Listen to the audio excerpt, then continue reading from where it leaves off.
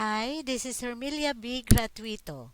For today, we will learn about run-on sentence. To write a correct sentence, you need to have a good understanding of what a sentence is. Students who don't have this understanding or don't take care often include problem sentences in their writing and speaking. There are three main types of problem sentence. Let us start first with run-on sentence.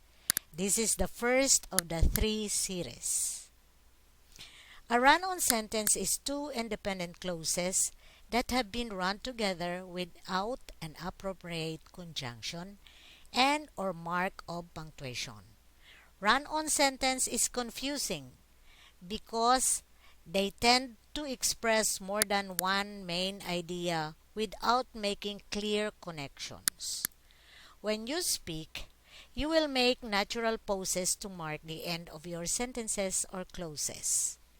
If there are no punctuations or connectors, you will not know where to pause. As with writing, your sentences may not be appealing. There are two kinds of run-on sentences: fused sentence and comma splices sentences. Let us start with the fused sentence. Fused sentence has at least two parts, either one of which can stand by itself. In other words, two independent clauses. But the two parts have been smoothed together instead of being properly connected. Look at this example.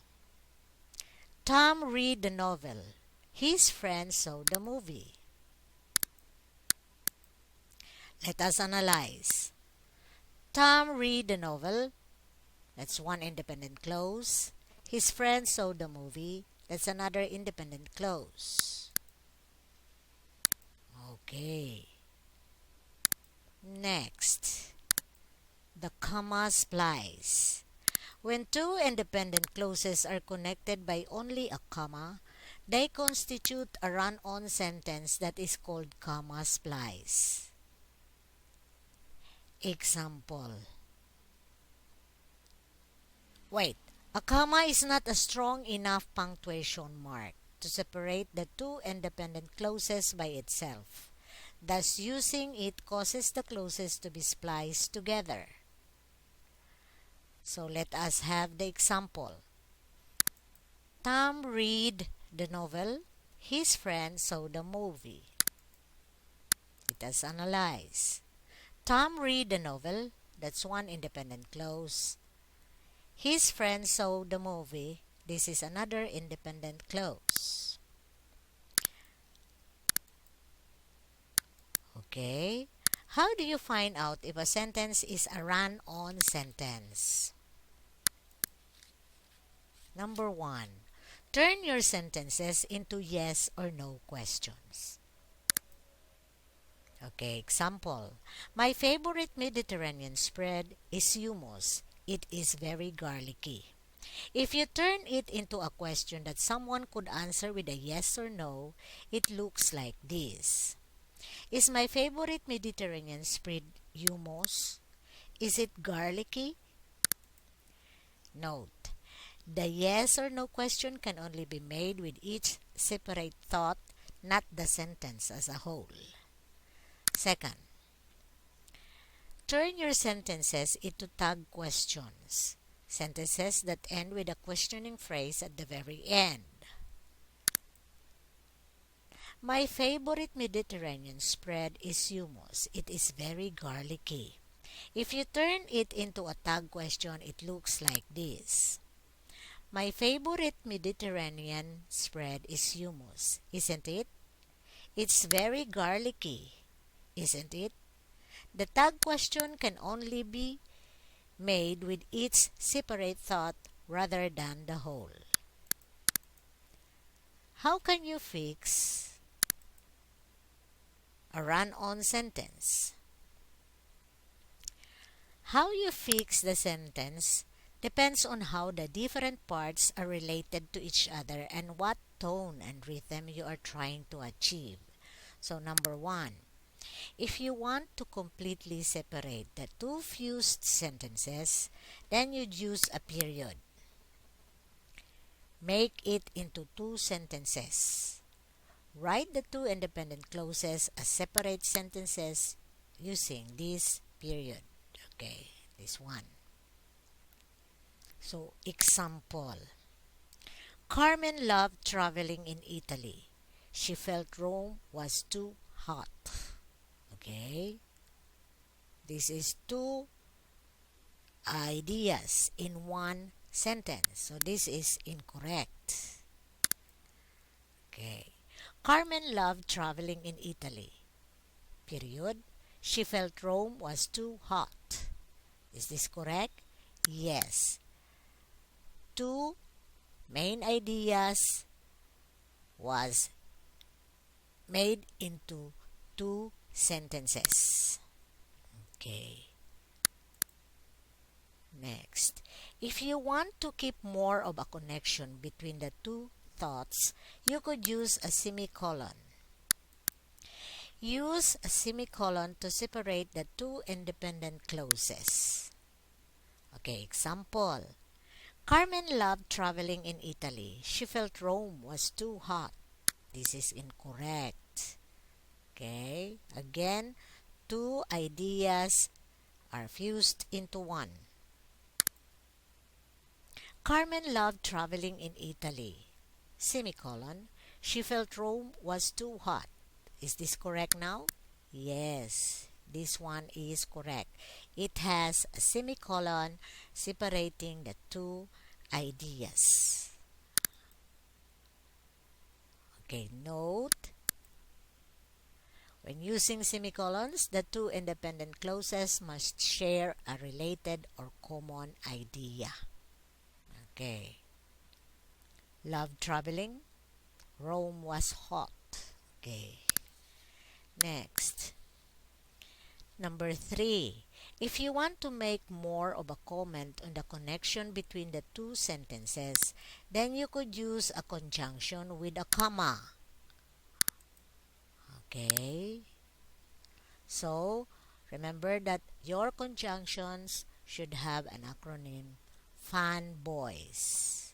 For F is for, A and, N nor, B but, O R, Y yet, S O. So, coordinating conjunction plus comma, then it can be made together. Note, when you use for, it should mean because. When you use so, it should mean as a result. Okay. The same example. Carmen loved traveling in Italy. She felt Rome was too hot. Is this correct? No, this is incorrect. Carmen loved traveling in Italy, comma, but she felt Rome was too hot. So this is now correct. There is a comma. And there is the word but, coordinating conjunction. Okay. Number 4. If you wanted to get fancy, you could use a conjunctive adverb with a semicolon and a comma. If you use any of these connecting words with this method, a comma must follow it. Okay. So these are conjunctive adverb. So plus, semicolon, and comma. Okay. So let us have an example. The same example. Carmen loved traveling in Italy. She felt Rome was too hot. I think this one is incorrect. Carmen loved traveling in Italy. Semicolon, semicolon. However, there is however in this conjunctive adverb. And then comma, she felt Rome was too hot. This one now is the correct sentence. Okay. Fixing time. Let us try to fix these run-on sentences. Make this sentence into two sentences. Number 1. The girls played basketball. The boys played tennis. Mhm. Make these sentences into two sentences. How will you do it? The answer is the girls played basketball. Period. One sentence. The boys played tennis. Another sentence.